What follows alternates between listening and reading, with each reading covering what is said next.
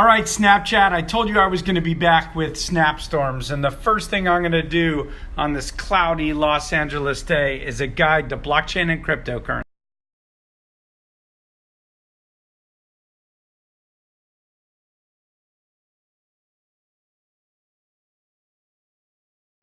The problem I have with talking about Bitcoin and cryptocurrencies is people conflate way too many topics.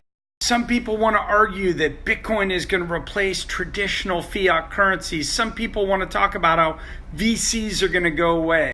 Over the course of the next few days, I'm actually going to unpack many of these issues for you and try to give you a framework for understanding it yourself. At the end, I'm going to publish the slides of my entire presentation so you'll be able to follow it for yourself. In order to follow along with anybody's argument on the topic, you need to understand the biases they bring to the table, including my own. If people have an opinion on crypto, understanding if they come from an incumbent like a government, a bank, or a VC will help you understand their viewpoint. If you're a government, you have a responsibility to try and protect your citizens, for example, from terrorism. So you may take a different view than someone trying to make a quick buck. I'm not yet saying who I think is right or wrong. I'm just asking you, when you read articles or hear people speak, try to understand the lens with which they're looking through. In some cases, these people are disruptors. They could be technologists or crypto funds. They have a huge financial gain in the potential outcome of crypto succeeding. Now, I'm not saying it's a bad thing that they have a potential financial gain, but when you listen to their comments or their arguments, you need to think through that lens. Do I believe them, and what do they have to gain? There are the group I call the Antiauthoritarians. These are people who are deeply libertarian or potentially live in an emerging market.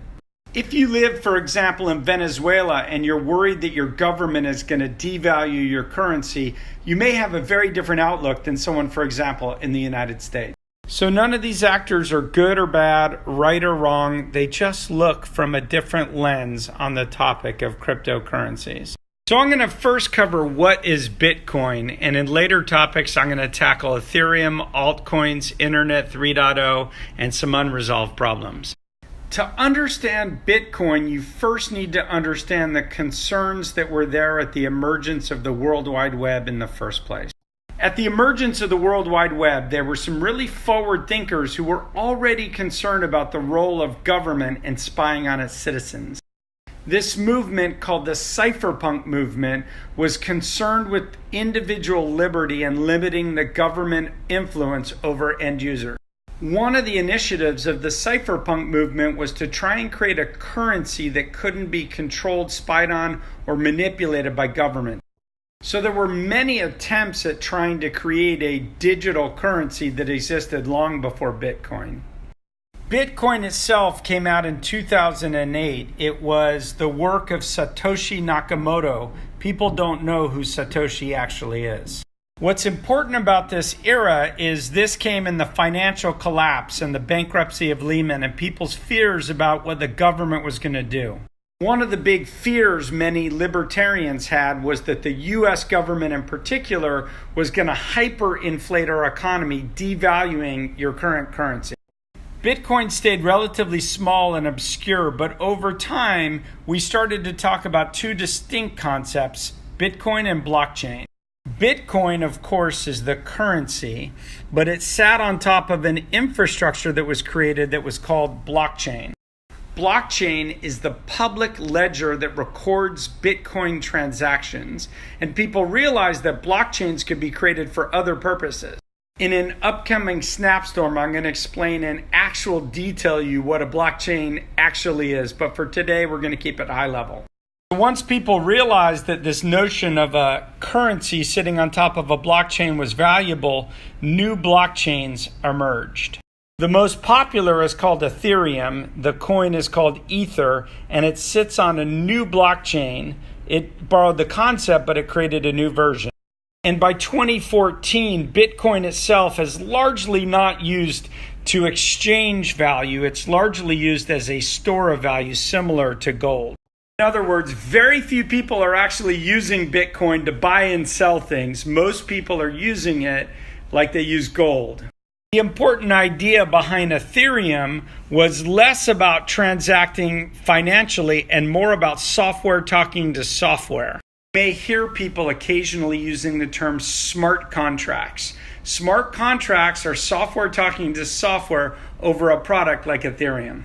In a future Snapstorm, I'm going to explain to you why that's a very powerful concept. Now, as of 2018, I want to tell you there are very few instances of smart contracts fully permeating business, but there's one that has worked. Perhaps the software contract, the smart contract that got the most attention, is to create an ICO, an initial coin offering. So companies who wanted to raise money for new currencies and new projects who didn't want to build their own blockchains just built them on top of Ethereum.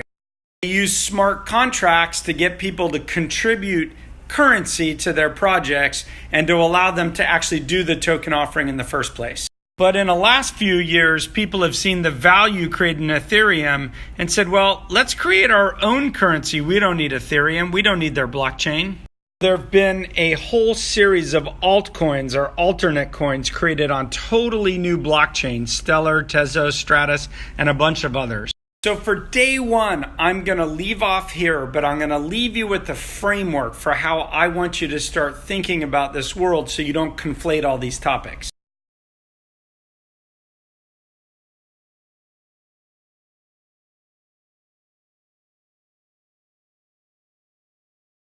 When you hear people talking about all these topics, I'd like you to put things into bucket. Are they talking about blockchains, cryptocurrencies, or ICOs? If they're talking about infrastructure, technology infrastructure, they're largely talking about blockchains or related technology. If they're talking about the value of these tokens, they're typically talking about cryptocurrencies. People who do blockchain projects issue cryptocurrencies to incentivize other network participants to add software or infrastructure. And ICOs, where all the frenzy is just a mechanism for people actually raising money for their tokens. Most of the SEC investigations going on in 2018 and most of the fraud has been around this topic of ICOs. If you want to have a debate about whether people like me, venture capitalists, are going to be wiped out, you really want to understand the pros and cons of an ICO.